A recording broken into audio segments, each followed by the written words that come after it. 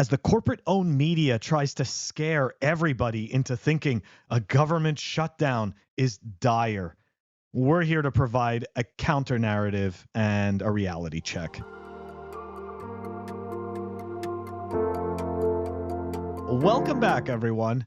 We are going to dive into this, the whole government shutdown thing. I remember the first time I ever experienced this when I first started buying and selling equities.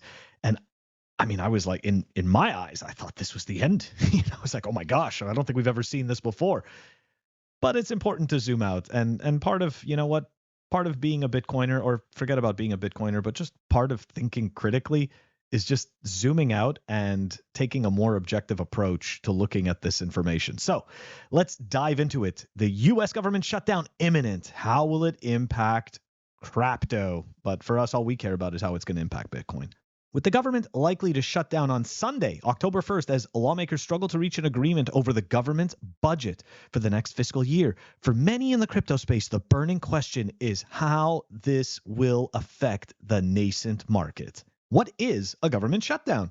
The term government shutdown typically refers to the federal government and occurs when non-essential agencies and services, that's right, we're going to repeat that one more time, non-essential agencies and services are closed due to lack of funding. This lack of funding is usually the result of the failure of Congress to reach an agreement on the federal budget for the next fiscal year before the current year ends. I feel like these people don't really have that much work to do, and this is like one of the few things that they need to get done. I mean, this shouldn't come as a surprise. I honestly feel like, anyways, it's such a clown world. Okay, government shutdowns only end when lawmakers agree on government spending for the next fiscal year and are historically known to last a few weeks. Some offices have historically remained open, running on cash reserves. It looks like some people in the government do know how to actually put together a budget and stick to it. But again, that's just an assumption I'm making based off of reading that one sentence. These have often included the SEC and the judiciary, which are government agencies of significant importance to the crypto industry due to the ongoing lawsuits and pending spot crypto exchange traded fund applications. Ooh, that's right. The government shutdown. What does that mean for the ETFs? Uh-oh. A shutdown will unlikely impact deadlines in SEC lawsuits against crypto firms like Coinbase and Binance. For example, in the case against Coinbase, the agency has been preparing its response to the exchange's motion to dismiss since early August. It is expected to file its reply by Tuesday, October 3rd. A government shutdown will likely have limited implications for spot, Bitcoin, and Ethereum ETF applications. Woo. Couldn't have seen that coming. As the SEC currently seems set on deferring its decision on multiple applications. That's right. Government shutdown or not, they didn't know what they were going to do anyways. So they knew that 100% that Bitcoin spot ETF wasn't going to get approved. That's for sure. On Tuesday, September 26th, the agency pushed decisions on spot Bitcoin ETF applications from ARK21 shares and Global X to January 2024.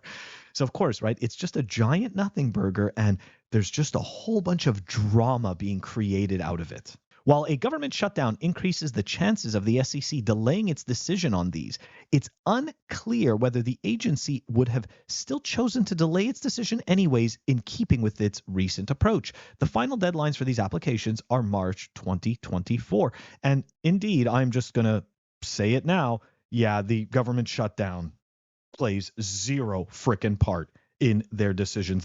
That doesn't even make a difference. They were gonna kick this can down the road anyways, as they have been doing.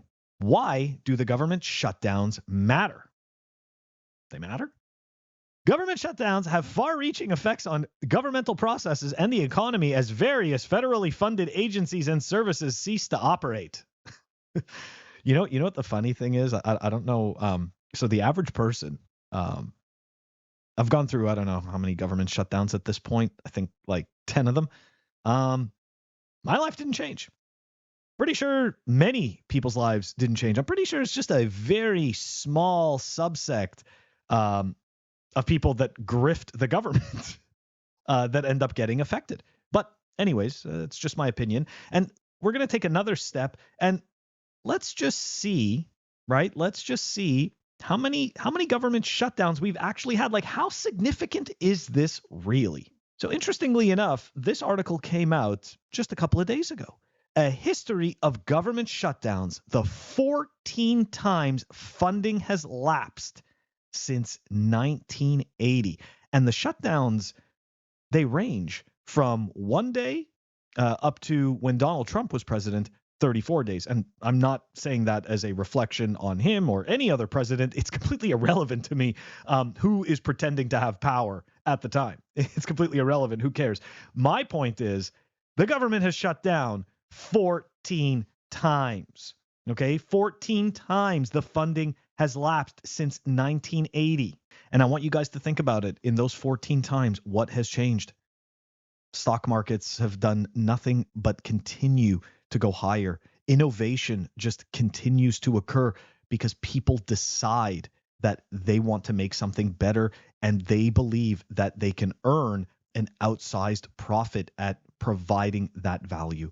So these government shutdowns, they're giant nothing burgers, okay? But for the people that are seeking opportunities, right? Arbitrage opportunities in any markets. And again, I'm not making any kind of advice for investing or gambling or anything like that. But this type of news does create opportunities for people that are willing to take risks, because people that have weak hands, or people that are maybe not, I guess it's the same thing having weak hands, but I was going to say people that are maybe not suitable for managing their own investments, they're going to see this type of news and they're going to get scared in some cases, and they may not want to be in the market. And when I'm talking about the market, I'm not just talking about Bitcoin. I'm also talking about equities. And so what happens is that in some cases, these people go to a position of cash, only to realize that this news wasn't as detrimental or as dire as they thought.